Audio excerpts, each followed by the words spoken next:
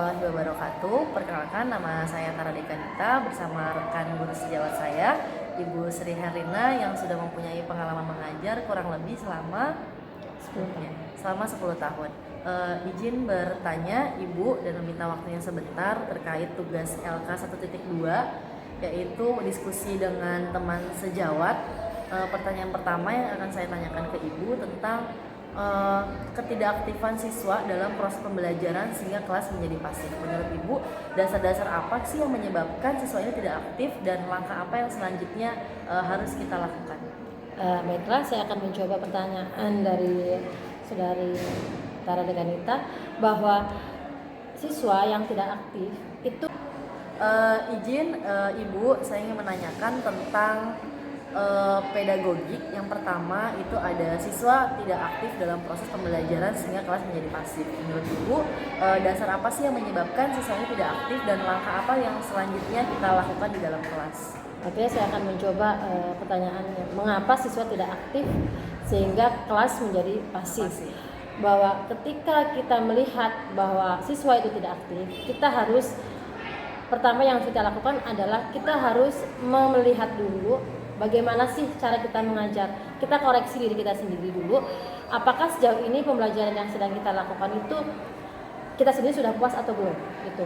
Biasanya tidak aktifan siswa di kelas itu ada kemungkinan yang pertama adalah ketika kita melakukan pembelajaran, mungkin pembelajaran yang kita lakukan itu kurang tepat, yaitu biasanya dari model pembelajaran yang kita pilih adalah kurang tepat, atau mungkin dari metode yang kita gunakan itu tidak sesuai dengan karakteristik peserta didik. Karena yang kita lihat bahwa peserta didik itu kan heterogen ya, artinya dari berbagai latar belakang kemampuan. Kadang-kadang ada yang mereka yang cepat menangkap materi, ada yang agak lambat. Jadi setiap kita memposisikan anak murid kita belajar, kita harus melihat dulu kira-kira cocok nggak dengan mereka. Artinya tidak semua satu kelas ini dengan kelas lain itu sama antara metodenya maupun model pembelajarannya gitu.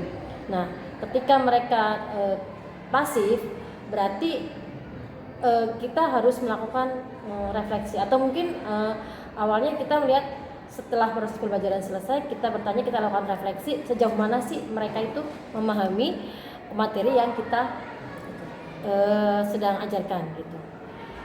Terus untuk yang langkah-langkahnya adalah pertama yaitu kita menelaah apakah pembelajaran kita sesuai dengan karakteristik peserta didik di kelas, itu pertama. Kedua itu tadi melakukan refleksi terhadap pembelajaran kita. Terus yang ketiga adalah kita lakukan modelnya kuis yang mendadak gitu. Artinya kuisnya itu disesuaikan dengan kemampuan. Kita lihat si A mungkin kemampuannya seperti ini, kita sesuaikan dengan mereka, maksudnya kemampuan mereka seperti ini. Nanti di siswa B nanti kita lakukan lagi kuis yang berbeda dengan tingkat kesulitan yang berbeda-beda. Nah itu tadi yang ada ketiga ya. Berarti setelah tahu kan biasanya anak-anak itu akan aktif ketika mereka mulai mulai merasakan bahwa pembelajaran kita menyenangkan. Kalau pembelajaran kita menyenangkan, otomatis mereka akan mau tidak mau akan aktif gitu. Terkadang mereka pasif juga. Kenapa pasif? Tidak mau bertanya. Oh mungkin kadang tidak tahu apa yang akan mereka tanyakan gitu.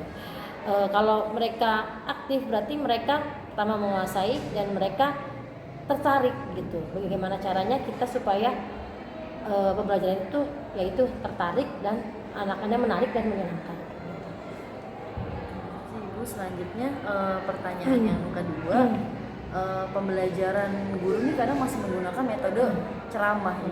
Contoh misalnya saat pengenalan alat-alat laboratorium. Menurut Ibu metode apa Bu yang paling tepat saat kita ini menggunakan pembelajaran materi alat-alat laboratorium?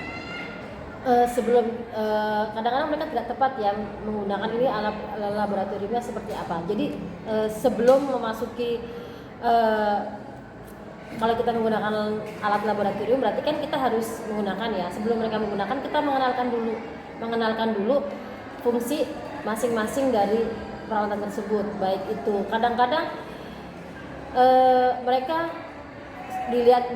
diperhatikan dulu namanya ini gelas ukur, ini fungsinya untuk apa. Jadi langsung mereka lihat fisiknya langsung, jadi oh seperti ini ya, ini gelas ukur. Kadang-kadang mereka kalau cuman kita suruh untuk oh ini gelas ukur fungsinya untuk ini, kalau kita cuman bicara biasanya mereka tidak tertarik dan nggak bisa membayangkan gitu. Maksudnya lebih baik ketika gelas ukurnya kita nanti fungsi gelas ukur ini ya, kita langsung ada gelas ukurnya gitu, supaya mereka tahu oh ini gelas ukur fungsinya untuk ini gitu. Jadi sebelum mereka praktik langsung. Terdapat satu peserta didik yang memiliki kemampuan di bawah rata-rata dan mengganggu konsentrasi dari peserta didik lainnya. Nah itu gimana Bu cara kita menanggapi hal yang seperti itu? Oke, tadi kan disebutkan bahwa ada peserta didik yang kurang ya, atau mengganggu satu orang gitu. Kalau hanya pertanyaannya kalau hanya satu orang, mungkin kita bisa atasi dengan biasanya anak itu akan tertarik atau lebih menyukai belajar dengan temannya. Mereka lebih asik, lebih istilahnya menerima dibanding dengan bapak ibu gurunya ketika mereka diajarkan sesuatu gitu. Jadi saran saya adalah ketika hanya satu orang yang kira-kira agak mengganggu gitu, kurang dan agak mengganggu proses pembelajaran, itu saya menerapkan pembelajaran tutor teman sebaya. Jadi ketika saya sudah tidak bisa maksudnya menghadapi satu anak itu karena nanti mengganggu konsentrasi anak yang lain, maka saya akan menugaskan satu orang lagi ya untuk membantu saya menjelaskan atau untuk mengatasi siswa tersebut. Jadi dengan dia entah itu belajar dengan teman yang saya anggap sebagai itu tutor teman sebayanya, entah dari belajarnya atau entah untuk mengatasi sikapnya, itu biasanya lewat gitu tutor teman sebaya.